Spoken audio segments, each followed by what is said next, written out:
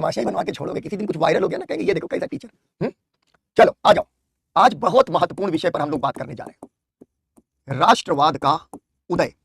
ठीक है, और राष्ट्रवाद के उदय में हम लोग बात करेंगे इटली व जर्मनी का एकीकरण।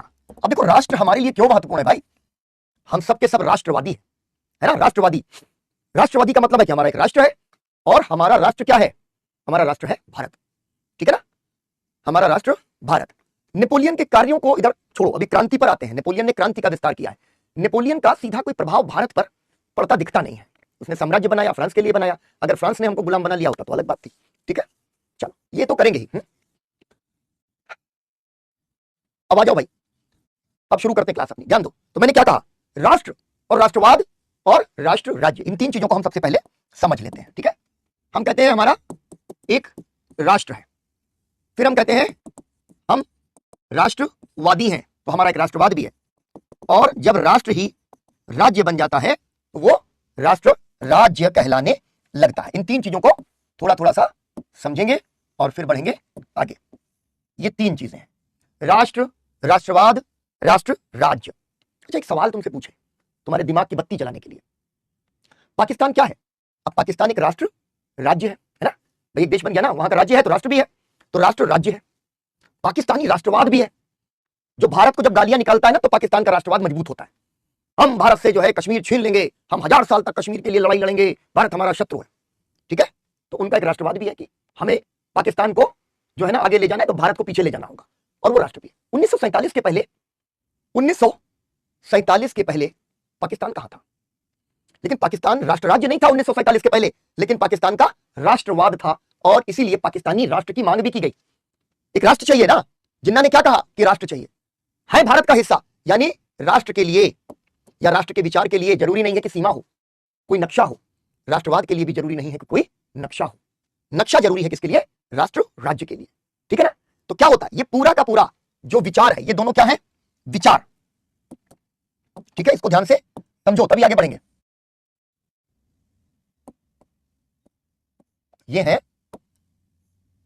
ये दोनों है विचार, और जो ये है राष्ट्र राज्य, ये है इस विचार का परिणाम। यही तो हुआ। हमने क्या कहा? 1947 में पाकिस्तान राष्ट्र राज्य बना, लेकिन राष्ट्र का विचार है और राष्ट्रवाद का विचार है। दुनिया में कई जगहों पर राष्ट्र का और राष्ट्रवाद का विचार आ जाता है। जैसे तुम इंटरनल सिक्योरिटी पढ़ते हो, खालिस्तान आंदोलन के बारे में पढ़ते हो। खालिस्तान आंदोलन क्या है?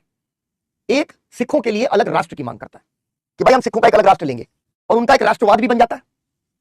लेकिन वो किस राष्ट्र राज्य का हिस्सा है? भारत का। तो भारत क्या करेगा? उस राष्ट्रवाद के विचार को खारिज करेगा। ठीक है ना, जाहिर सी बात है, और ये होना भी चाहिए, क्योंकि राष्ट्र का विचार सही और गलत हो सकता है। पाकिस्तान का विचार गलत है, खालिस्तान का विचार गलत है। ठीक है ना, लेकिन मैं सिर्फ ये समझाना चाह रहा हूं कि विचार के तौर पर सबसे पहले हमें जो है ये सोचना पड़ता है कि राष्ट्र का कोई विचार आएगा।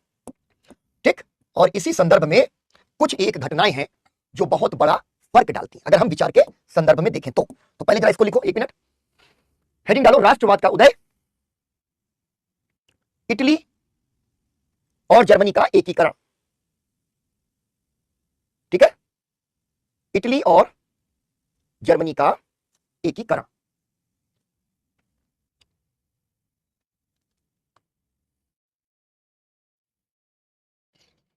ठीक है, तुम लोग आपस में बातें कर रहे हो ना? हेडिंग डाल दी? हाँ, ये बना लो, इसको ड्रॉ करो।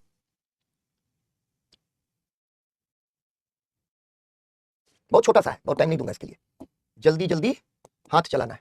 अब ये जो विचार है, इस विचार को किन मूल्यों से या किन घटनाओं से बहुत ज्यादा प्रेरणा मिली? 1648 में यूरोप में एक संधि हुई, वेस्टफेलिया की संधि। कब हुई? 1648। ये वेस्टफेलिया की संधि क्यों महत्वपूर्ण हुई?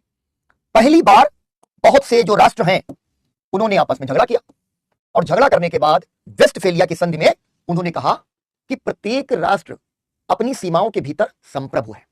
ठीक है, प्रत्येक राष्ट्र सीमाओं के भीतर संप्रभु है, यानी सीमाओं के भीतर संप्रभुता। तो एक विचार महत्वपूर्ण कौन सा आ गया? ये विचार आ गया भाई, संप्रभुता का विचार। एक बहुत इंपॉर्टेंट विचार आ गया। आइडिया बहुत खतरनाक चीज है, ध्यान रखना। इसलिए मैं कहता हूं पढ़ते पढ़ते कैसे पढ़ा जाए, ये आइडिया अगर आ गया तुमको तो तुम खतरनाक हो जाओगे यूपीएससी के लिए।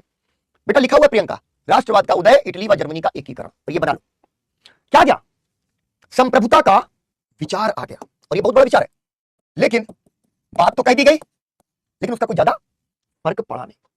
ठीक है, संप्रभुता का विचार आ गया, झगड़ा हुआ, झगड़े के बाद में सारी ताकतें खड़ी हो गई और कहा कि भाई एक राजनीतिक रूप में अगर कोई देश है जिसकी कोई सीमा है तो उस सीमा के अंदर वो संप्रभु है। संप्रभु का मतलब होता है स्वयं का मालिक। ठीक है, और इस इलाके के अंदर बाह्य हस्तक्षेप वर्जित है, इसके अंदर हस्तक्षेप नहीं होना चाहिए, मतलब सीमा का उल्लंघन नहीं होना चाहिए, कोई बाहरी व्यक्ति जो है या बाहरी देश उस पर या बाहरी ताकत कोई उसमें हस्तक्षेप नहीं करे। लेकिन ये 1648 की संधि यानी 17वीं सदी का मध्य, लेकिन राष्ट्रवाद का विचार वास्तव में जमीन पे आया 19वीं सदी में। ठीक है, राष्ट्रवाद का विचार विकसित हुआ कब, 19वीं सदी में, यानी तकरीबन 150-200 साल का एक गैप हुआ वेस्टफेलिया की संधि में संप्रभुता के विचार और फिर उसके आगे राष्ट्रवाद के विचार में। ठीक है ना, ये क्या हुआ, तो ये अभी जो बात है इंपॉर्टेंट वो क्या हो गई, एक तो अमेरिकी क्रांति या अमेरिकी स्वाधीनता संग्राम, उसने क्या दिया। ठीक है, उपनिवेशवाद, ऐसे देखो, उपनिवेशवाद विरोधी राष्ट्र का विचार दे दिया कि भाई उपनिवेश को हराओ और राष्ट्र बनाओ। ठीक, उपनिवेशवाद विरोधी राष्ट्र बन गया, और यहां से एक मूल्य और आया, वो मूल्य आया लोकतंत्र। ये दो मूल्य अमेरिकी स्वाधीनता संग्राम से निकल के आए, और उसके बाद दूसरी चीज आई फ्रांसीसी क्रांति। क्या किया, विचार दे दिया वही वाला, उसी विचार को आगे बढ़ा, स्वतंत्रता समानता, स्वतंत्रता समानता, और तीसरा बंधुत्व। बंधुत्व छोड़ दो, राष्ट्र के लिए यहां स्वतंत्रता और समानता। ठीक है, और स्वतंत्रता समानता के साथ गणतंत्र। ठीक है, स्वतंत्रता समानता गणतंत्र, एक बात तो हो गई है। दूसरी चीज अगर हम देखें फ्रांसीसी क्रांति जो हमको दे रही है, वो क्या दे रही है, जनता की आकांक्षाओं का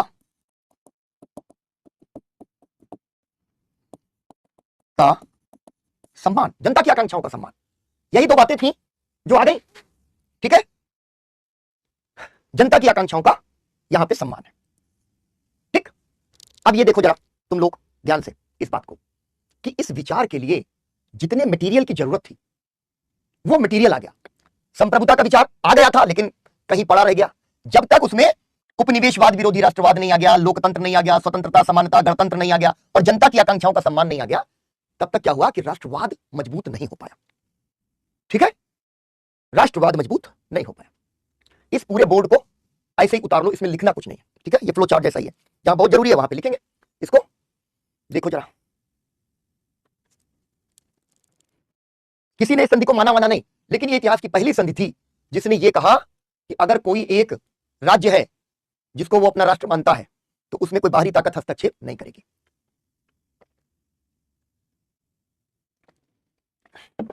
तो जी मैंने कहा कि राष्ट्र और राष्ट्रवाद विचार है, वो विचार कैसे बन के आ रहे हैं हम लोगों ने पढ़ लिया ना। वेस्टफेलिया की संधि का केवल इतना ही महत्व है कि पहली बार उसने कहा कि सीमाओं के भीतर संप्रभु है हर देश, हर राज्य सीमा के भीतर संप्रभु है, तो संप्रभुता का विचार आ गया। एक बार जब सीमा बन गई तो बाह्य हस्तक्षेप नहीं होगा, ऐसा माना गया। किसी ने नहीं माना लेकिन संधि में लिख दिया गया। बिल्कुल सही है सुष्मिता, जो सुष्मिता ने लिखा मैं देख रहा हूं। बच्चे, एज ए टीचर मेरी केवल यह भूमिका है कि मैं आपकी क्लास ले रहा हूं, क्लास के अंदर आपको मैं नोट्स बनवा रहा हूं।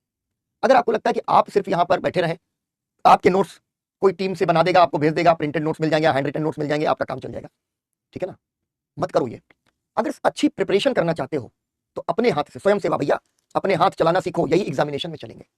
मत परेशान, अपने नोट्स बनाओ। कोई कितना प्रिंट आउट करवा के तुम रख लो, मेरी बात समझ लेना, तुम इतना प्रिंट आउट इकट्ठा हो जाएगा कि उसके बाद तुम फिर जो है ना आर्काइव बना दोगे।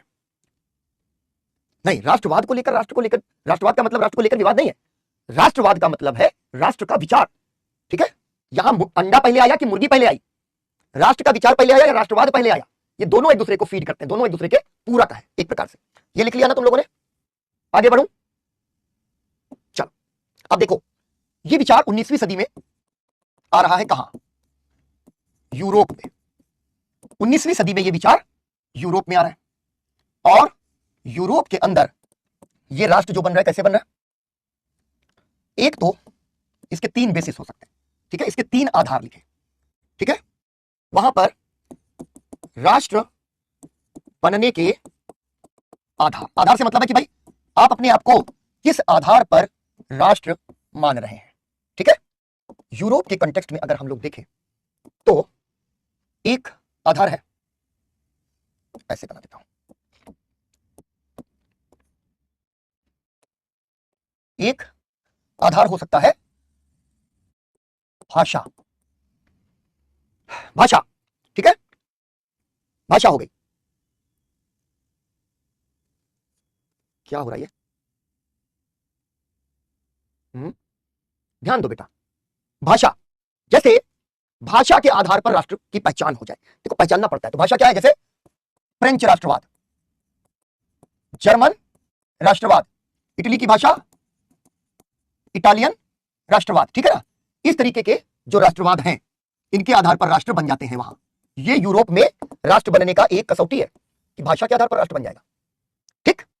भाषा के अलावा एक दूसरा वहां पर आधार जो है वो आधार क्या होगा? मतलब एक समान भाषा, सारे फ्रेंच बोलने वाले एक राष्ट्र के हैं, सारे जर्मन बोलने वाले एक राष्ट्र के हैं, ठीक है। कोई ना कोई परंपरा की पहचान की जाएगी, ठीक है ना। तो यहां पर लिख लेते हैं किसी ना किसी परंपरा के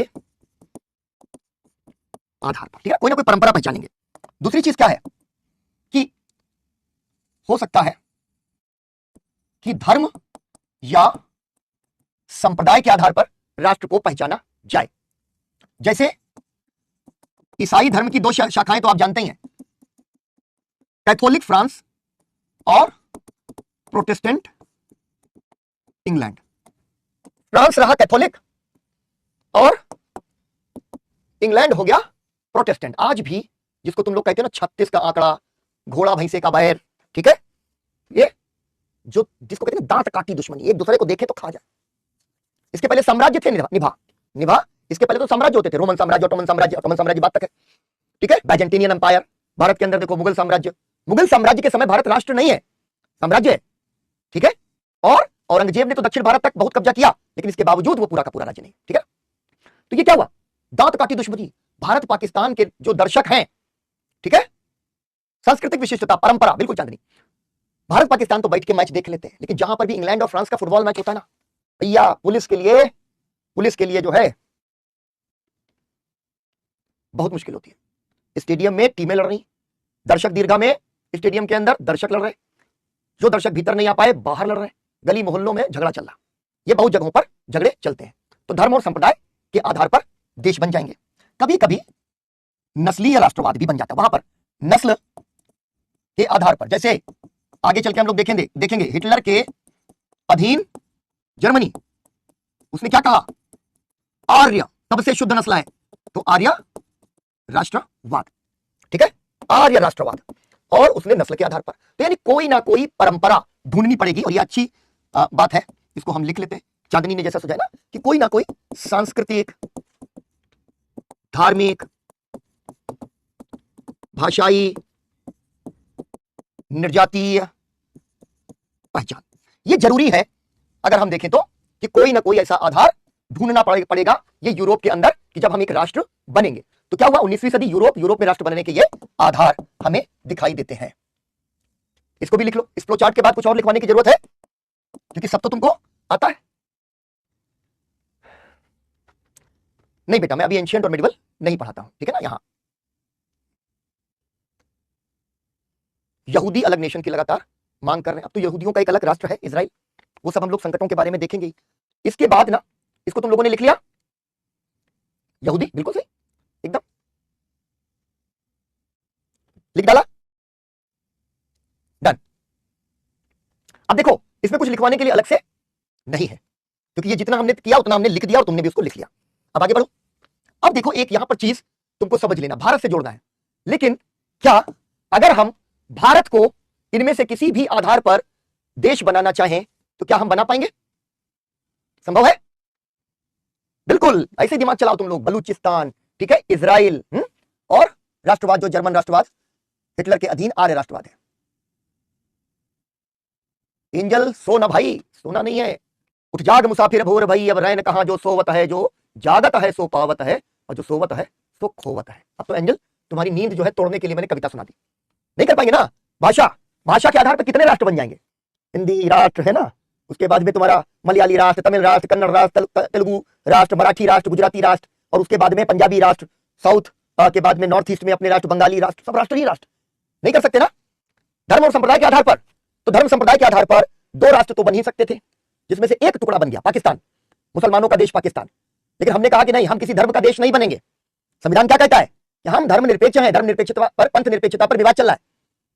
हम धर्म के आधार पर हिंदू राष्ट्र, इस्लामिक राष्ट्र, सिख राष्ट्र, ईसाई राष्ट्र, बौद्ध राष्ट्र, जैन राष्ट्र, पारसी राष्ट्र, ठीक है, और इतने 7-8 राष्ट्र तो बन ही सकते हैं। हम लोग भोजपुरी भी राष्ट्र, देखो ये इंटरेस्टिंग है, आशीष ने जो लिखा, मान लो हमने हिंदी के आधार पर राष्ट्र बनाया, तो भोजपुरी राष्ट्र, अवधी राष्ट्र, मैथिली राष्ट्र, राजस्थानी राष्ट्र, ठीक है, ये सब राष्ट्र बाद में इनकी मांगा जाएगी। वो तो आई गए 22 भाषा, लिपियां, बोलियां, 22 राष्ट्र, 22 से आगे थोड़ी बहुत कहानी आगे चली जाएगी। ठीक है, अब तीसरा, नस्ल के आधार पर।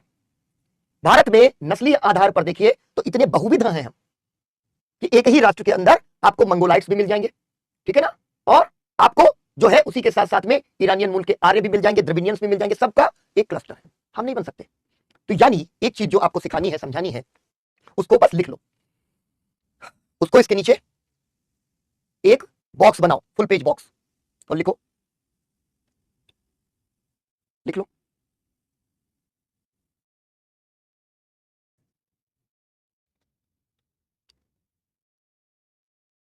लिखो बॉक्स में, बिल्कुल सुनील सही, ठीक है।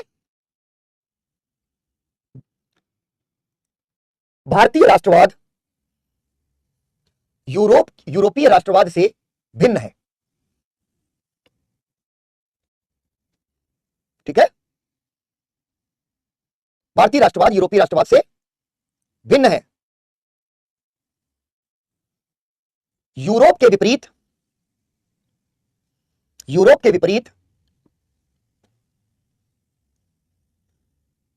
उपनिवेशवाद से लड़ते हुए, यूरोप के विपरीत उपनिवेशवाद से लड़ते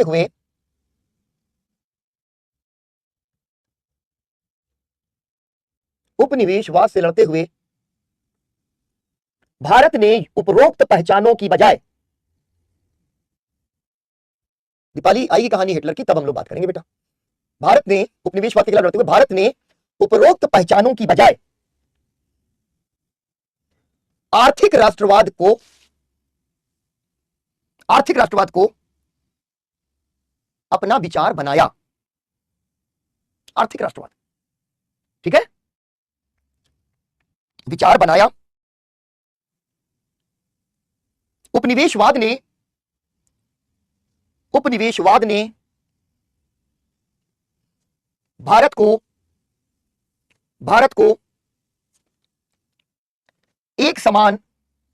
का एक समान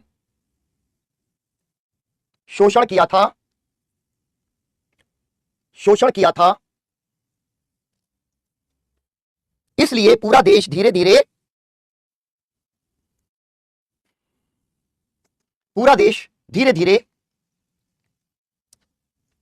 आर्थिक राष्ट्रवाद के तहत, अब बता रहे, आर्थिक राष्ट्रवाद के तहत एकजुट हो गया। यही तो है, अंग्रेज पूरे देश का आर्थिक शोषण कर रहे हैं, ये तुमने मॉडर्न में पढ़ा।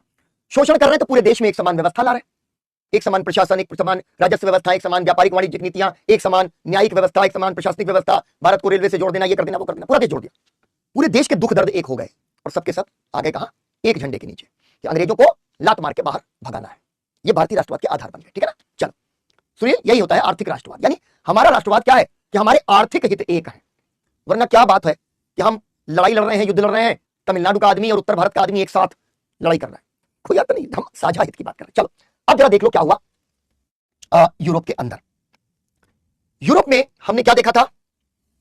1815 कल बात हुई थी, वियना कांग्रेस एक तरफ, ठीक है, वियना कांग्रेस, इसे मेटरनिक व्यवस्था भी कहा जाता है, ठीक है ना। वियना कांग्रेस ये क्या है? ये एक तरीके से प्रतिक्रियावाद है। प्रतिक्रियावाद क्या होता है? रूढ़िवाद या जो परिवर्तन हो रहे हैं उनको रोकने की कोशिश, ठीक है ना? रूढ़िवाद या प्रतिक्रियावाद। ये क्या था? वियना कांग्रेस कब हुई थी? ये भी तुमको ध्यान है। नेपोलियन की पराजय के बाद, ठीक है, नेपोलियन की पराजय के बाद वियना कांग्रेस बनी थी। और वियना कांग्रेस क्या कर रही है? यह है रूढ़िवाद या प्रतिक्रियावाद के विरुद्ध। इसका मतलब क्या हुआ? रूढ़िवाद, इसका मूल मतलब था फ्रांसीसी क्रांति के नए उदारवादी मूल्यों के विरुद्ध ऑस्ट्रिया आदि का गठजोड़। कि भैया फ्रांस की क्रांति हो गई है खतरनाक। इतना डेंजर का साइन आ रहा है यहां पे कि बार बार ऑस्ट्रिया कह रहा है कि अगर यूरोप के अन्य देशों में ये क्रांति पहुंच गई तो भैया आग लग जाएगी। सारे के सारे राजा ना उठा के जाएंगे धसके, ठीक? तो पूरा का पूरा वियना कांग्रेस चाह रही है कि किसी भी तरीके से ये जो है मामला गड़बड़ हो जाए। वियना कांग्रेस क्या करेगी? वियना कांग्रेस करेगी फ्रांस में हस्तक्षेप, ठीक है? फ्रांस में हस्तक्षेप। और फ्रांस में हस्तक्षेप करके क्या होगा? नेपोलियन के हारने के बाद राजा कौन बन जाता है? वही ना जो तुमको बताया था। कौन राजा था वहां? जो बॉर्बन बिस्किट खाता था ना, यानी बॉर्बन राजवंश, लुई 16वां। तो बॉर्बन वंश को अभी बताएंगे। ऑस्ट्रिया एक राजतंत्र है।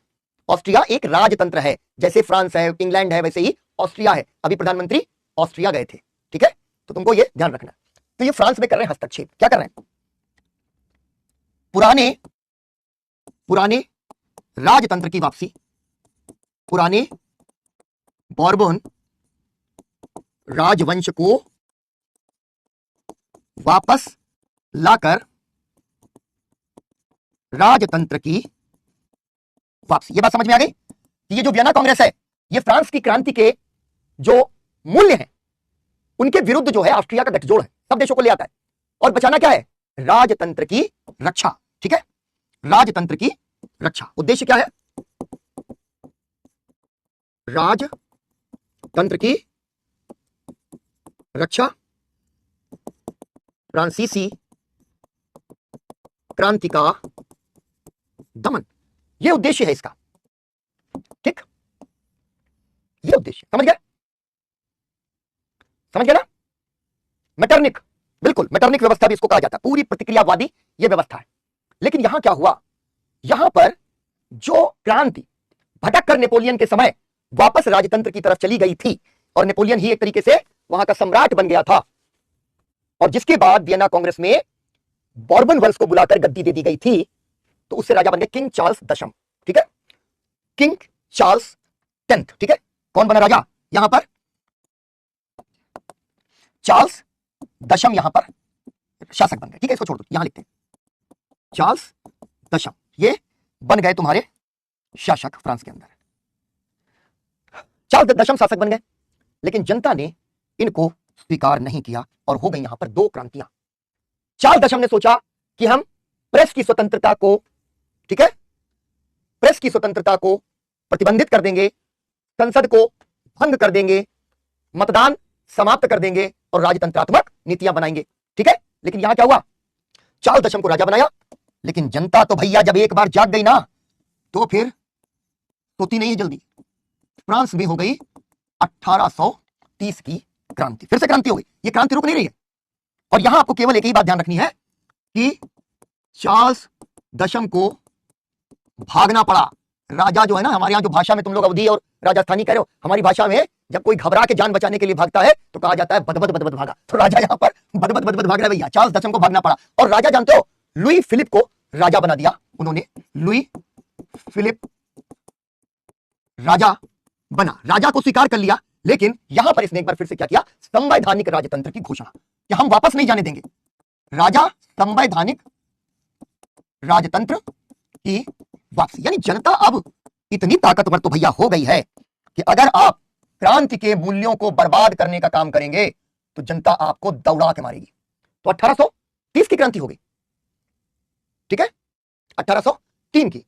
बेटा जहां पर कुछ एक्स्ट्रा लिखवाना होगा वहीं पे लिखवाऊंगा, वरना तो ये सब लिख रहा हूं ऐसे बनाओ फ्लो चार्ट की तरीके से, ठीक है, वरना यही मैं यहां लिखवाऊंगा फ्लो चार्ट में फिर वही बोलूंगा, नहीं कुछ अलग होगा तो बोलूंगा, ठीक, वापसी हो गई।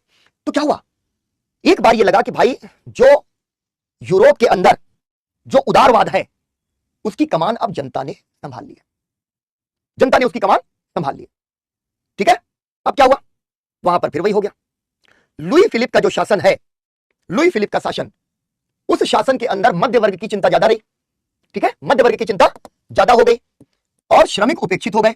तो एक बार फ्रांस में तो क्रांति की अब आदत लग चुकी है, एक बार पता चल गया है कि जनता सड़कों पर निकल आए और जनता की ताकत देख के राज्य थर थर थर थर कांपेगा।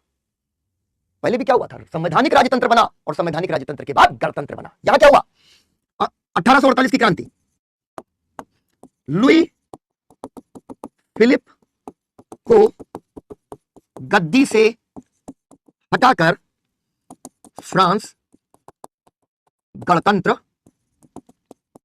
घोषित हो गया। इसको कहा गया फ्रांस का दूसरा गणतंत्र, सेकेंड रिपब्लिक ऑफ फ्रांस। बात समझ लो इसको, क्योंकि हमें केवल पृष्ठभूमि के तौर पर चीजों को फ्लो में समझ लेना है। जिस प्रकार के सवाल आते हैं, सवाल ऐसा आ सकता है कि नेपोलियन के पतन के बाद क्या फ्रांसीसी क्रांति का अंत हो गया? आप कहोगे नहीं हो गया भैया, कहां हो गया, ये देखो अभी भी वही पटका पटकी कंटिन्यू चल रही है, ठीक है। अब जरा इसके नीचे आ जाओ, एक सेकंड,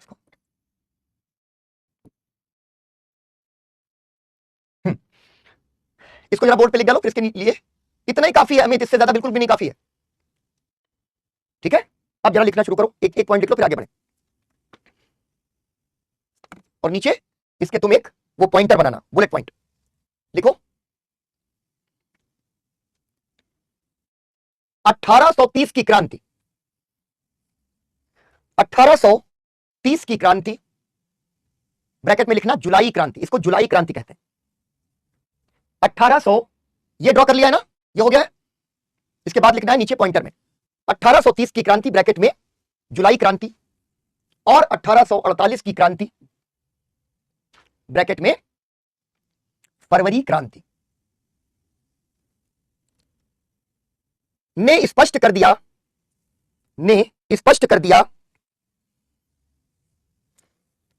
कि फ्रांसीसी क्रांति की राजनीतिक चेतना ने जनता को क्रांतिकारी शक्ति बना दिया है। जनता क्रांतिकारी शक्ति बन गई है, ठीक है। राजा महाराजाओं की नहीं चलेगी, ठीक, राजा गए बाहर चूल्हे, जनता को एक क्रांतिकारी शक्ति बना दिया है। और भले ही वियना कांग्रेस द्वारा कितना भी दमन क्यों ना हो, एकजुट और संगठित जनता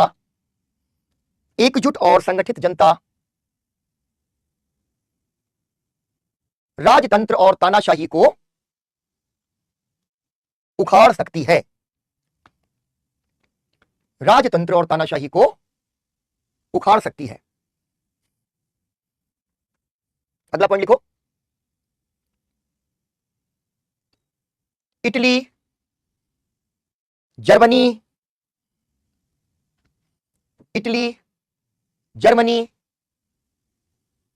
पोलैंड और बेल्जियम आदि में साम्राज्यवाद के विरुद्ध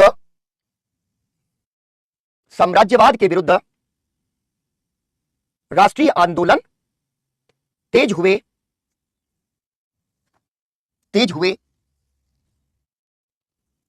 अगला पॉइंट लिखना, बहुत इंपॉर्टेंट, जुलाई क्रांति, 1830 की क्रांति, जुलाई क्रांति से प्रेरणा लेकर बेल्जियम ने नीदरलैंड से स्वतंत्रता प्राप्त की। स्वतंत्रता प्राप्त की। इसे दुनिया का पहला सफल राष्ट्रवादी आंदोलन कहा गया। अगला पॉइंट, फरवरी क्रांति यानी 1848 की क्रांति, ब्रैकेट में लिख भी सकते हो, याद रखो इसलिए मैं ऐसे करवा रहा हूं। फरवरी क्रांति ने तो पूरे यूरोप को चपेट में ले लिया। ठीक है, ये जब फ्रांस में क्रांति 48 में हुई तो भैया हर जगह आंदोलन शुरू हो गए। या फ्रांस नहीं, अब हम तख्ता पलट ही देंगे, सिंहासन खाली करो कि जनता आती है। ठीक है, तो दुष्यंत कुमार की कविता है, पूरे यूरोप को चपेट में ले लिया। इसे या इस क्रांति को क्रांतियों का बसंत कहा जाता है। बाहर आ गई भाई, क्रांतियों का बसंत कहा जाता है। यह वही समय है जब इटली और जर्मनी में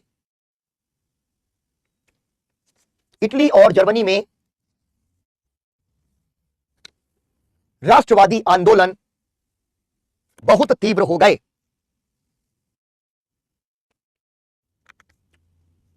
ठीक है, अब जरा तुम लोग देखो इटली का एकीकरण।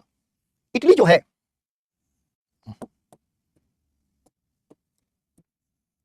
ठीक है, पूरा तुमने पेनिनसुला देखा होगा इटली का। जब तुम मैप देखते हो तो एक बड़ा पेनिनसुला प्रायद्वीपीय देश है इटली। ठीक है, और ये पूरा ऐसे ऐसे करके यहां नीचे आएगा, यहां ऊपर आएगा, और उसके बाद में यहां पर दो बड़े उसके आइलैंड्स वगैरह हो जाए। ठीक है, ये हो गया इटली। अब ये इटली है जिसका एक नक्शा हम लोगों ने यहां पर खींचने का प्रयास किया, और हम बात करने जा रहे हैं इटली का एकीकरण। देखो, दो चीजें ध्यान रखनी थी कि विचार क्या है उस पर ध्यान रखना है, परिणाम क्या है ध्यान रखना है, प्रक्रिया उतनी महत्वपूर्ण नहीं है। पर समझ लिया, क्या समझ लिया कि भाई इटली के एकीकरण की परिस्थितियां बन रही। अब है क्या भाई आशीष, कोई बात नहीं। राधे विकास गुप्ता कह रहा मेलोनी पीएम है।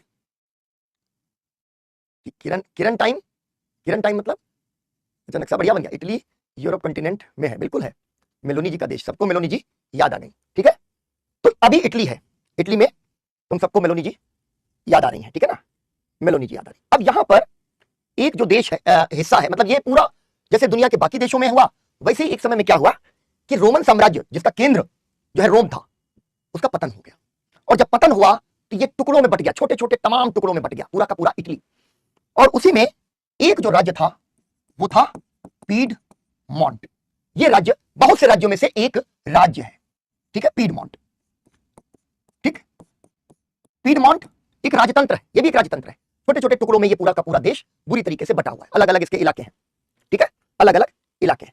और ये वाला जो इलाका है वो है सार्डिनिया। ठीक है, ये सार्डिनिया का इलाका है। तो यहां से लेके पीडमोंट का सार्डिनिया तक कंट्रोल है, वो पीडमोंट सार्डिनिया का इलाका कहलाता है। ये इलाका निर्जन। ठीक है, पीडमोंट और सार्डिनिया का इलाका। और इस इलाके के अंदर मतलब आप जानते हैं कि यहां जब आप पूरा यूरोप का नक्शा बनाइए तो यहां पर आपको रोम दिख जाएगा। ठीक है ना, बहुत ही महत्वपूर्ण है, पोप यहां पर रहता है और इसी वजह से इसका बहुत ही ज्यादा महत्व है।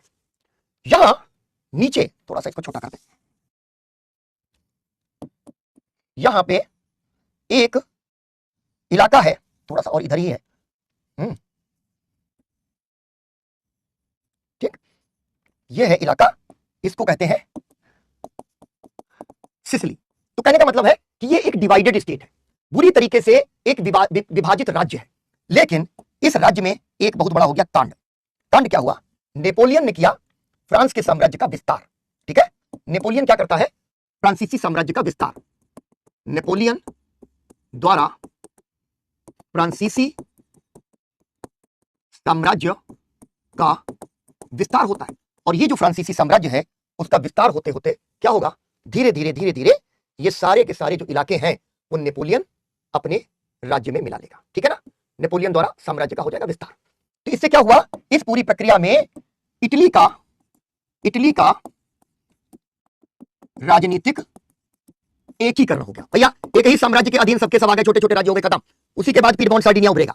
ठीक है, एकीकरण हो गया। दूसरी चीज क्या हुई, नेपोलियन के बारे में कल हम लोगों ने बात की, वो क्रांति का उत्तराधिकारी भी है और क्रांति का हंता भी, उसकी हत्या करने वाला भी। स्वतंत्रता की उसने हत्या कर दी और बन गया सम्राट, गणतंत्र की हत्या कर दी, बन गया सम्राट। लेकिन बाकी जो समानता का सिद्धांत, तो वो जहां जहां जा रहा है तो खुद को कह रहा है कि मैं क्रांति का पुत्र हूं। लोगों को आर्गुमेंट दे रहा है कि तुम ये ना समझना कि तुम्हारे राजाओं की तरह हूं, मैं क्रांति का पुत्र हूं। तो क्रांति का पुत्र भी तो वैल्यूज लेकर के जा रहा है। फ्रांसीसी क्रांति के मूल्यों व विचारों का विभाजित अपना लिखे तो हो गया एकजुट का इटली में प्रचार प्रसार। ठीक है ना, और एक ही चीज यहां पर लिख दे कि नेपोलियन के पूर्व इटली तमाम छोटी बड़ी राजनीतिक इकाइयों में विभाजित है। ठीक है ना, क्लियर हो गई ये बात कि तमाम छोटी बड़ी जो है इकाइयों में विभाजित है। और यहां पर जब ये आया तो इसने, ठीक है, बहुत बड़ा काम कर दिया। माउंट यत्ना, बिल्कुल कनिष्क के टाइम, हड़प्पा के समय में भी वहां पर उसी इलाके से व्यापार होता था, तब रोमन साम्राज्य तो था नहीं। ठीक है ना, तो यहां पर एक चीज लिखो जरा, लिखो नेपोलियन के प्रैक्टिस करती रहो स्वीटी, बनेगा। नेपोलियन के साम्राज्य विस्तार ने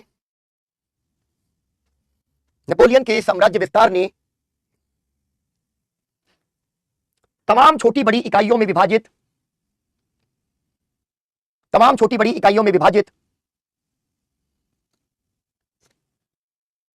इटली का राजनीतिक एकीकरण कर दिया। इटली का एकीकरण कर दिया। फ्रांसीसी साम्राज्य का हिस्सा होने के नाते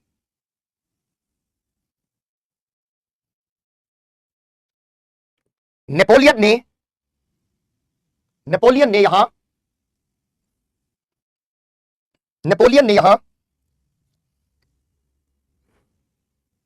फ्रांसीसी क्रांति के सिद्धांतों का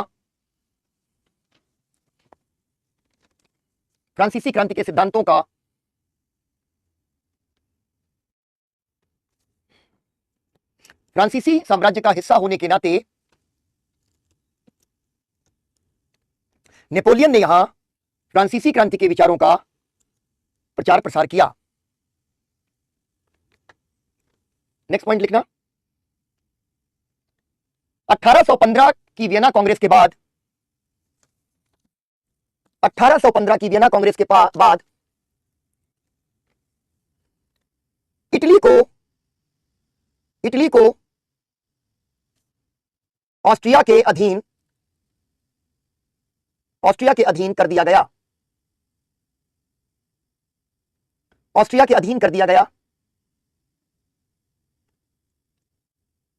मेटरनिक जो कि ऑस्ट्रिया का एक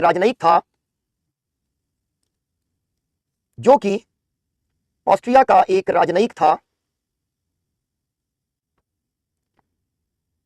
अपने तमाम प्रयासों के बावजूद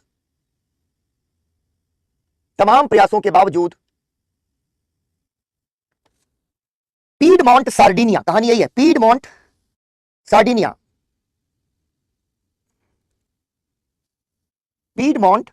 सार्डिनिया को अपने नियंत्रण में नहीं ले सका।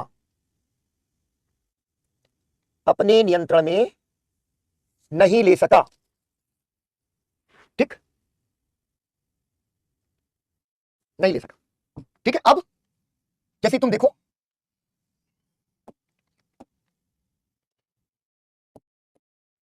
इधर आ गया ये फ्रांस, नेपोलियन इधर की तरफ से बढ़ रहा है, ये फ्रांस है। इटली का नक्शा तुम लोगों ने देखा है। ऊपर जाओगे इससे लगा लगा स्विट्जरलैंड, और उसके ऊपर बढ़ जाओगे ऊपर की तरफ जर्मनी, और इधर ऑस्ट्रिया। एक ने इधर खींचा, अब दूसरा आके बैठ गया, ऑस्ट्रिया यहां पर आकर बैठ गया। ठीक है, लेकिन ऑस्ट्रिया की अब इतनी ताकत नहीं बची कि जो फ्रांस के विचार आ गए हैं उनको रोक ले। ठीक है, तो अब लिखो जरा, लिखो निशा, केवल नेपोलियन का जो साम्राज्य है उसको दिखाने के लिए बनाया है बेटा, बना सकते हो, बना लो। ठीक है, ऑस्ट्रिया के दमनकारी, ऑस्ट्रिया के दमनकारी शासन के बावजूद 1820 से 30 के बीच, 1820 से 30 के बीच इटली में कार्बोनारी आंदोलन ने, कार्बोनारी आंदोलन, इस आंदोलन का नारी से कोई लेना देना नहीं है, केवल कार्बोनारी आंदोलन ने जोर पकड़ा। यह गुप्त संगठन, गोलू यादव का बर्थडे है, तुम सबने विश कर दिया इतना। ठीक है, अब मैं देख पाया, गोलू हैप्पी बर्थडे बेटा, खूब पढ़ो खूब बढ़ो। चलो, कार्बोनारी आंदोलन, इस गुप्त संगठन ने इटली में राष्ट्रवाद और उदारवाद के विचारों का प्रचार प्रसार किया। राष्ट्रवाद और उदारवाद का प्रचार प्रसार किया। दमन के बावजूद यह आंदोलन, दमन के बावजूद यह आंदोलन किसी न किसी रूप में चलता रहा, किसी न किसी रूप में चलता रहा। 1831 में, 1831 में मेजिनी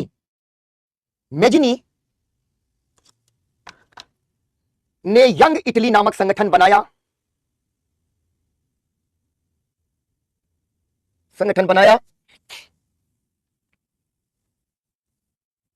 उन्होंने युवाओं में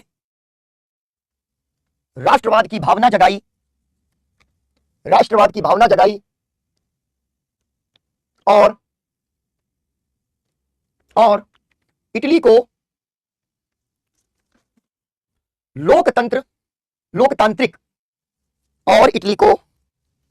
लोकतांत्रिक गणराज्य बनाने के लिए 1848 में क्रांति का विफल प्रयास किया। 1848 में क्रांति का विफल प्रयास किया। क्या कवि था, क्या वक्ता था, आग लगा देता था बिल्कुल। राष्ट्रवाद के विचार को इसने बहुत ताकत दी। ठीक है, इसलिए कहा जाता है कि ये जो है मैजिनी, ये हृदय है इटली के एकीकरण का। पल्लवी, हाँ, ये सवाल जरूरी है जो निधि ने पूछा, एग्जाम कब देना है ये मुझे बताओ। तुम कई बार ये सवाल पूछती हो, मैंने देखा इस सवाल को, तुम एक बार बताओ एग्जाम कब देना है। चलो, अब देखो यहां पर क्या हुआ कि इटली का जो एकीकरण है उसको लेकर एक डिबेट है कि भाई क्या होना चाहिए। जैसे मैजिनी ने क्या कहा, रिपब्लिक बनाएंगे। दूसरा विचार यह है कि सबके सब अगर पोप के अंतर्गत हो जाए तो सब ईसाई है, तो सबके सब पोप के अंतर्गत हो जाए और एक महासंघ बनाए राज्यों का। तीसरा विचार जो है वो है, एक आदमी है जो जिसका नाम है कैबूर।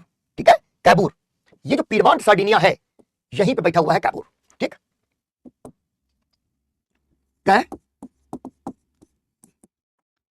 कैबूर, ठीक है, दोनों तरफ से लिखते हैं। कैबूर के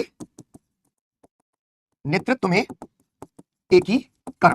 अब देखो ये तीनों चीजें हमने देख ली। ये तीसरी चीज है, मैजिनी ने कोशिश करके देख ली, कार्बोनारी आंदोलन ने 1830 में क्रांति की कोशिश की, फेल कर गए, इन्होंने 48 में कोशिश की, फेल कर गए। इनका उद्देश्य है गणतंत्र की स्थापना, लेकिन कैबूर का उद्देश्य है संवैधानिक राजतंत्र की स्थापना। ठीक है, तो अब अगला पॉइंट लिखो, 1848 की क्रांति के, बिल्कुल ये देखो आगे ऑप्शनल वाला है ना, विकास। 1848 की क्रांति की विफलता के बाद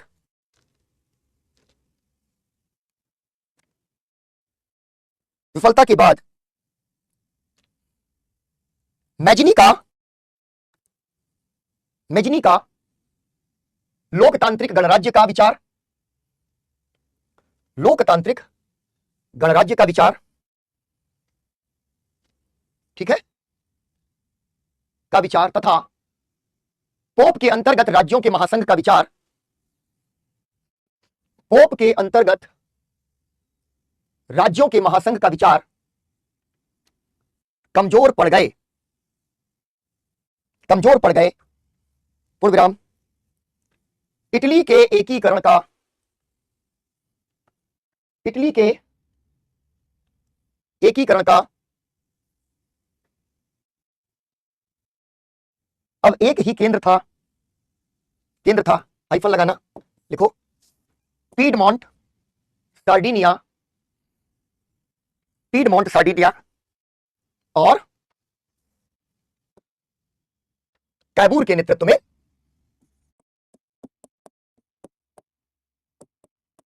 इटली का एकीकरण।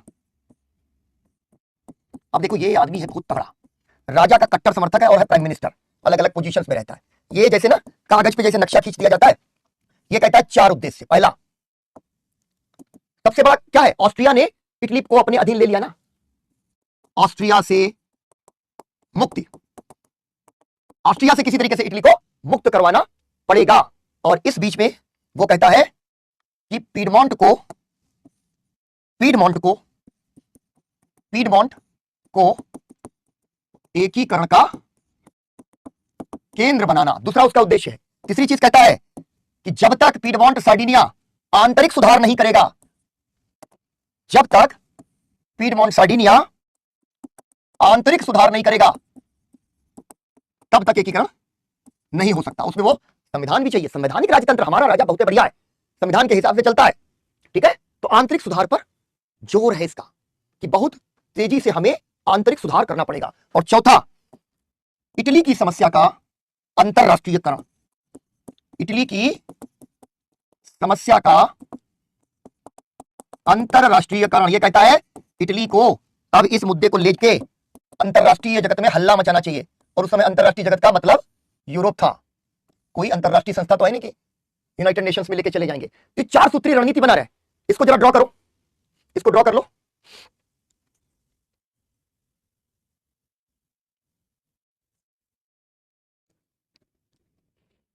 ठीक, बिल्कुल उलझने की जरूरत नहीं है कि ऑस्ट्रिया से कैसे लड़ा, ठीक है, उसके बाद में पीडमोंट को एकीकरण का केंद्र कैसे बनाया, आंतरिक सुधार पर जोर कैसे दिया, इटली समस्या का अंतरराष्ट्रीय कैसे कैसे हुआ। राष्ट्रवाद के उदय की पृष्ठभूमि क्या है, और उदय की पृष्ठभूमि के बाद हम क्या देख रहे हैं कि कैबूर आखिरकार यूरोप की शक्तियों के से निपटने के लिए रणनीति बना रहा है। और इसी के साथ ये पूरी की पूरी जो लड़ाई है ना, उसमें वो हिस्सा लेता है। ठीक, तो बहुत गहराई में जाकर के शोध करने की यहां पर जरूरत नहीं है। इन चारों कामों को इसने कर लिया। ऑस्ट्रिया से युद्ध लड़ा, फ्रांस को साइलेंट किया, युद्ध लड़ा और युद्ध में ऑस्ट्रिया को हरा दिया, फ्रांस को साध लिया। पीडमोंट को एकीकरण का केंद्र बनाया, क्योंकि ऑस्ट्रिया को जब पराजित करोगे, जाहिर सी बात है पीडमोंट उसका केंद्र बन जाएगा। सेना का जोर, सेना के आधुनिकीकरण पर जोर, अर्थव्यवस्था के आधुनिकीकरण पर जोर, पूरी नई कर व्यवस्था लाना, टैरिफ की नीति लाना, इटली के आंतरिक इलाकों में व्यापार को सुगम बनाना, यानी आर्थिक एकीकरण के प्रयास, संवैधानिक राजतंत्र की घोषणा करना, ये सब आंतरिक सुधारों में शामिल है। इस डिटेल में जाना नहीं है, ठीक है ना, आपके लिए मतलब की चीज यहीं पर है। और इटली की समस्या का अंतरराष्ट्रीयकरण, ठीक है ना, अंतरराष्ट्रीयकरण। और इसके लिए ये फ्रांस का है, राजा नेपोलियन तृतीय उससे समझौता कर लेता है। फ्रांस और इंग्लैंड के साथ मिलकर क्रीमिया युद्ध में भाग ही है, इसीलिए लेता है। और 1859 में इसको हरा देता है, ऑस्ट्रिया को, ठीक है, 1859 में ऑस्ट्रिया को हरा देगा। लिखो नीचे पहला पॉइंट लिखो, इस चार सूत्रीय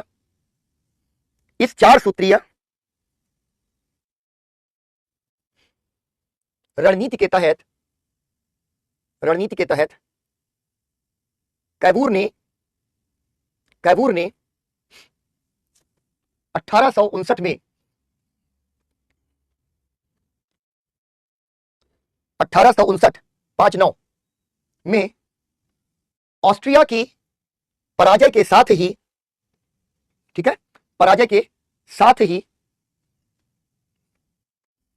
लोम्बार्डी बहुत ही महत्वपूर्ण है, लोम्बार्डी बहुत ही प्रचुर खनिज संसाधन वगैरह है। लोम्बार्डी मिलान आदि पर विजय प्राप्त कर ली।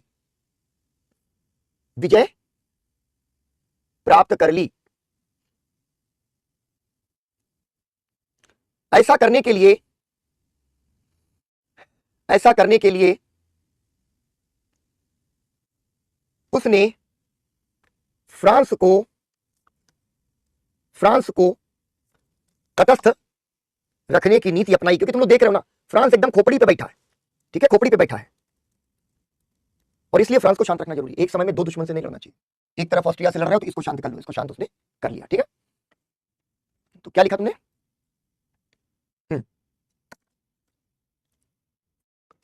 हाँ, मुक्त करा लिया। अब देखो, पीडमोंट को, अगला पॉइंट लिखना, पीडमोंट को एकीकरण का केंद्र बनाने के लिए आंतरिक सुधार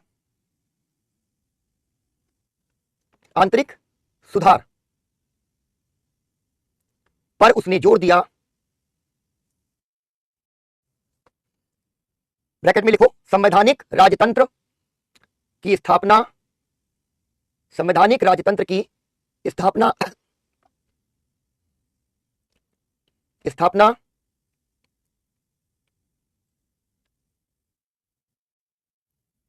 आर्थिक राजनीतिक सुधार,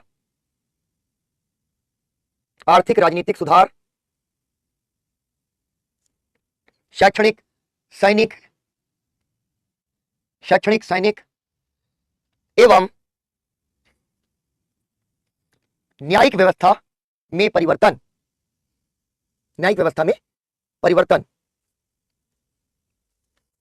ठीक है। चलो, अब इसमें एक पॉइंट और लिखो, क्रीमिया युद्ध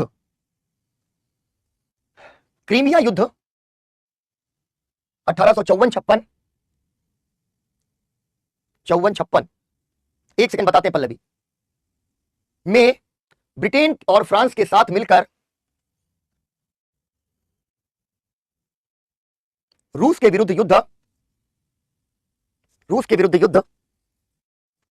का केवल एक उद्देश्य था, पीडमोंट को यूरोप की एक शक्ति बनाना, ठीक है। फिर उसके बाद लिखो, ऑस्ट्रिया के विरुद्ध फ्रांस को तटस्थ करना। श्वेता बिल्कुल सही रहेगा, बहुत अच्छा रहेगा। लिखो, ऑस्ट्रिया के विरुद्ध फ्रांस को तटस्थ रखना उसकी कूटनीतिक विजय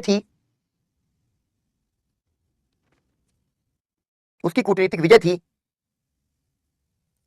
परंतु नेपोलियन तृतीय को बहुत जल्दी यह एहसास हो गया कि एकीकृत इटली, कि अगर इटली का एकीकरण हो गया और यह उभर गया कि एकीकृत इटली फ्रांस के हितों के विरुद्ध होगा, ठीक है, फ्रांस के हितों के विरुद्ध होगा, और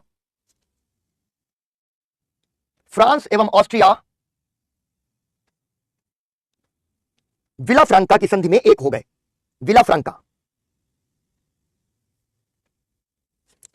की संधि में एक हो गए। 1870 में उसने अंततः फ्रांस को पराजित किया और इटली का एकीकरण संपन्न हुआ।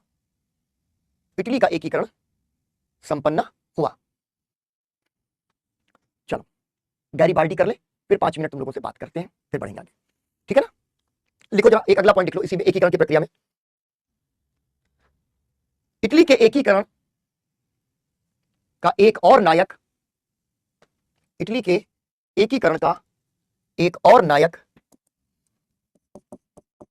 गैरीबाल्डी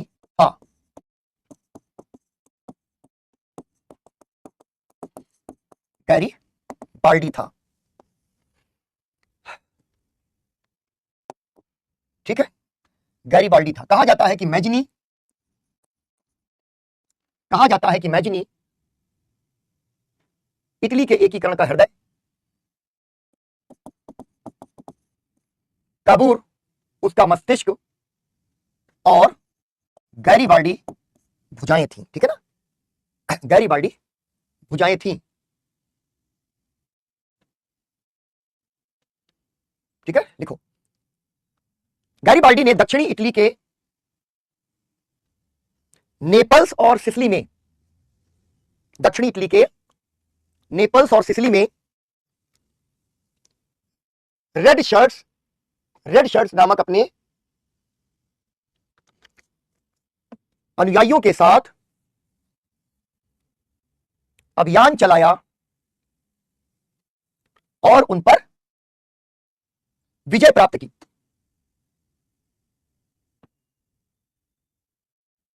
विजय प्राप्त की। 1860 में गैरिबाल्डी की इस विजय ने, 1860 के बाद गैरिबाल्डी की विजय ने कैबूर को चिंतित कर दिया, क्योंकि कैबूर राजतंत्र का और गैरिबाल्डी गणराज्य के समर्थक थे।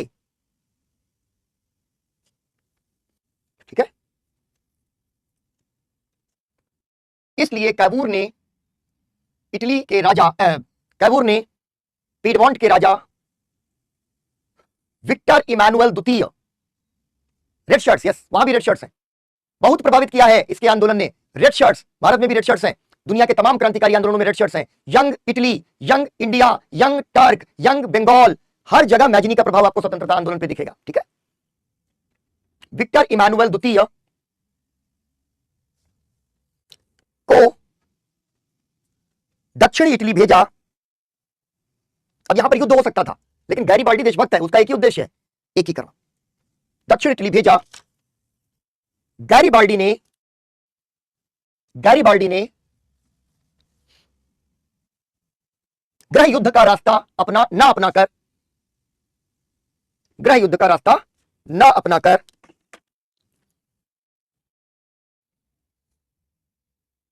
स्वेच्छा से इमैनुअल को राजा स्वीकार किया। ठीक है, इसके ब्रैकेट में लिख दो 1861। यानी अंदर अंदर ये चारों जो चरण है, प्रथम द्वितीय तृतीय चरण, ये लेकर के इटली को एकीकरण की तरफ जाते हैं। ठीक है ना, अब चलो भाई तुम लोगों की 2-3 बातें कर ले। जेएनयू बेहतर है या डीयू बेहतर है, तुम लोग पूछ रहे हो। दोनों की अपनी अपनी खूबियां हैं। ठीक है ना, दोनों की अपनी खूबियां हैं। ठीक, जेएनयू का क्या है कि रेजिडेंशियल यूनिवर्सिटी है बेटा, यानी आपको वहीं अंदर हॉस्टल मिल जाता है। 1861 ये ब्रैकेट में लिख देना। गृह युद्ध टल गया और स्वेच्छा से गैरिबाल्डी ने कहा तुम ही राजा, हम राज करने नहीं आए, इटली को एक बनाने आए, भले ही तुम इसको राजतंत्र बना दो, हम गणतंत्र ना बना पाए। जरा लिखो, एक पॉइंट और दिमाग में आ गया, इसको लिखो, बॉक्स बना दो, इसको नीचे बॉक्स बनाओ, फुल पेज बॉक्स बनाओ, जरा कुछ लिख लो, फिर हम जेएनयू डीयू और ये पल्लवी के सवाल पर बात कर लें आज। लिखो, इटली के एकीकरण ने राष्ट्रवादी आंदोलनों को बहुत प्रेरणा दी।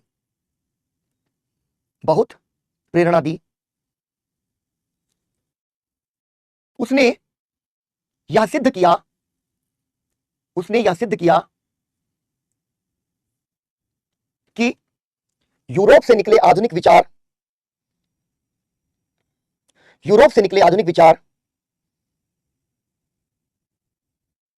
राष्ट्रवाद के निर्माण की ओर अग्रसर हैं।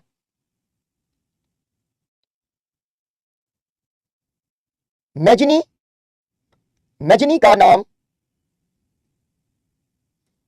पूरी दुनिया के राष्ट्रवादी आंदोलनों के लिए परिचित था।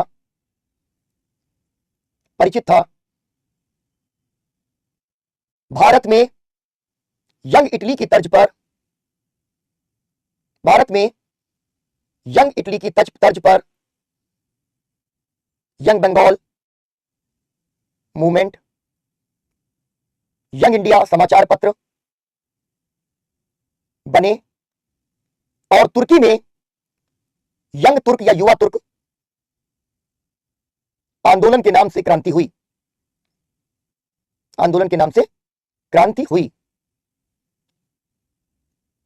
साथ ही इटली के एकीकरण ने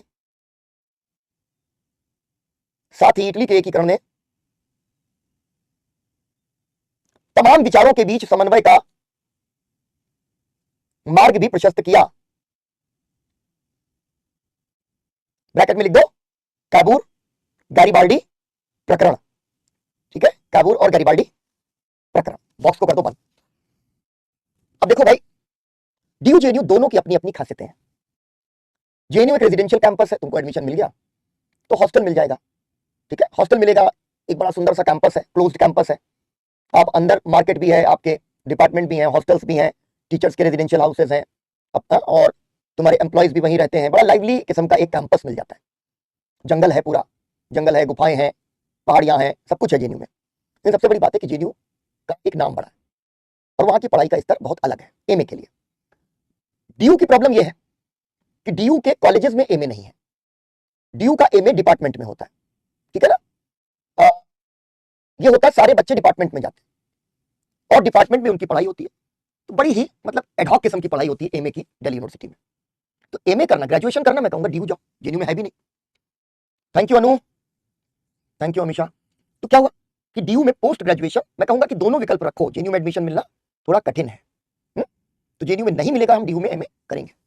लेकिन फर्स्ट प्रिपरेशन एमए के लिए आपको जेएनयू रखनी चाहिए। ठीक है, एक तो ये चीज हो गई। दूसरी चीज जो पल्लवी की गुत्थी है, 27 में एग्जाम देना है पल्लवी को। कितने सब्जेक्ट एक दिन में पढ़े बेटा? सब्जेक्ट जो है ना वो ध्यान रखो। सब्जेक्ट की बजाय मैं हमेशा ये कहता हूं, ठीक है ना, एसओएल अच्छा है या रेगुलर कॉलेज? निशा अभी बताएंगे, पहले पल्लवी की बात हो जाए। भाई ये बहुत दिन से बच्ची सवाल पूछ रही और मुझे अच्छा नहीं लगता कि मेरा कोई स्टूडेंट जो है सोचे अरे सर मेरे सवाल का जवाब नहीं दे रहे। ठीक है ना, विकास सब कुछ छप गया दिमाग में।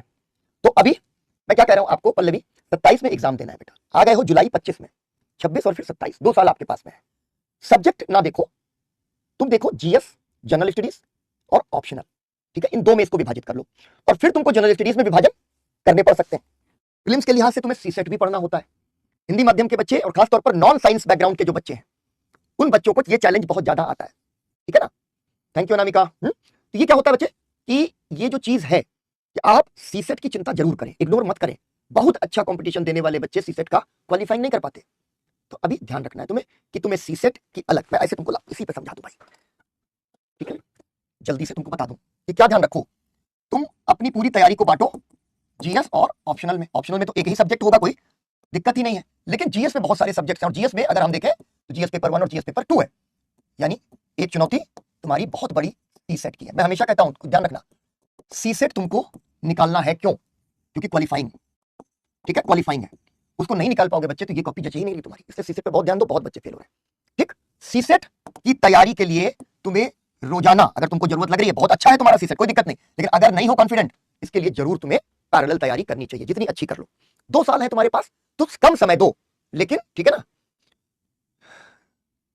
बिल्कुल एकदम करो, कम समय, 2 साल है अभी, 1 घंटा दो बच्चे, लेकिन सीसेट जरूर देना। मास्टर हो जाओ, मास्टर से मास्टरानी भी हो जाओ 2 साल के बाद। सीसेट तुम्हारी चिंता ना रह जाए, इसकी जरूर कोशिश करनी है। दूसरी चीज ध्यान रखनी है, ऑप्शनल यूपीएससी फ्री के नंबर देती है। ठीक है, फ्री के नंबर, ठीक, जितना मैक्सिमम मार्क्स लाने की कोशिश करनी है। क्योंकि जब मेंस की कॉपी जचेगी तो यूपीएससी ने कह दिया, तुम सोच लो, तुम 2 साल 3 साल जब भी आओगे हम तुमको झौवा नंबर दे देंगे अगर बढ़िया काम कर जाओगे तो। ठीक है, तो मैक्सिमम मार्क्स की स्ट्रेटजी तुमको यहां पे बनानी है। अब आओ तुम जीएस में। जीएस में मैं हमेशा कहता हूं कि जीएस की एक पढ़ाई तुम्हारी ऐसे, जिसकी कोई अलग से पढ़ाई नहीं होती, केवल प्रैक्टिस होती है। सोच, मेरी क्लासेस में मैं तुमको और कुछ देता हूं ना देता हूं, सोचने का तरीका दे देता हूं। ऐसे बढ़िया, बहुत बढ़िया करके जाओगे तुम लोग। और ऐसे के अलावा दूसरा है एथिक्स। स्टैटिक है, बहुत बोझा नहीं है। इसलिए मैं ये भी कहता हूं कि जहां ऑप्शनल में झौवा नंबर है, वहीं पर तुमको एसए और एथिक्स में मैक्सिमम मार्क्स लाने की कोशिश है। तुम कहोगे सर आपका पूरा ध्यान क्या केवल और केवल मेंस पर है? नहीं, मेंस तुमको दिलवाना है। और मेंस दिलवाने की स्ट्रेटजी इसलिए बता रहा हूं क्योंकि तुम्हारा प्रीलिम्स करवाना है। ठीक है, अब प्रीलिम्स में बहुत सारे सब्जेक्ट्स हैं, ठीक है, सब्जेक्ट्स हैं, और उन सब्जेक्ट्स के साथ में क्या है, तुम्हारा करंट अफेयर्स है, ठीक है, प्लस करंट अफेयर्स। तो मैंने कहा रोज पढ़ने का एक ये चीज है, तुम्हारे पास रोज पढ़ने का एक करंट अफेयर्स है, ठीक है, इसको रोज नहीं पढ़ना, इसकी तैयारी धीरे धीरे हो रही, कभी कभी तुमको पढ़ना पड़ेगा, वो करना। लेकिन मैं ये कहूंगा कि कम से कम 6-8 महीना जब भी तुम देना चाहोगे, या साल भर जब भी तुम देना चाहो, तो तुम इसके लिए भी रोज समय निकालो, भले 1 घंटा निकालो, ज्यादा नहीं भी पढ़ो, 1 घंटा, 1.5 घंटा, 2 घंटा, दैट इज ऑल। मान लो तुमने सी सेट 1 घंटा दिया, इसको 2 घंटा दिया, 3 घंटा, इसके बाद तुमको कम से कम 5 से 6 घंटा पढ़ाई करनी है।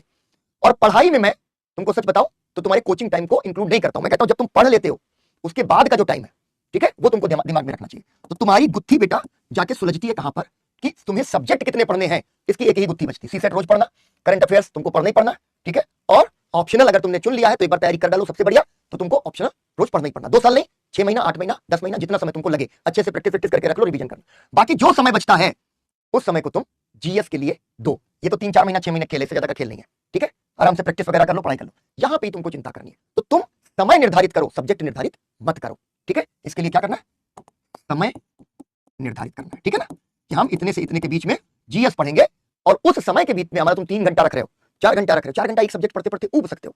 लेकिन अगर कोचिंग के साथ एक ही सब्जेक्ट पढ़ रहे हो तो तुम एक ही सब्जेक्ट पढ़ते जाओ, मेरी क्लासेस के साथ उसका एकदम एक सब्जेक्ट का राम नाम सत्य कर डालो। चलो मिलेंगे भाई नेक्स्ट क्लास में, तुम लोग बहुत सारा सवाल तुम्हारा आएगा, ऐसे कुछ सवाल वगैरह ले लेंगे, जरा कंफर्टेबल करने दो कोर्स को। कल भी जर्मनी को भी एक करना है भाई, तो जर्मनी को एक करेंगे कल और बढ़ जाएंगे आगे, ठीक। तो मिलते हैं हम लोग नेक्स्ट क्लास में, चलो।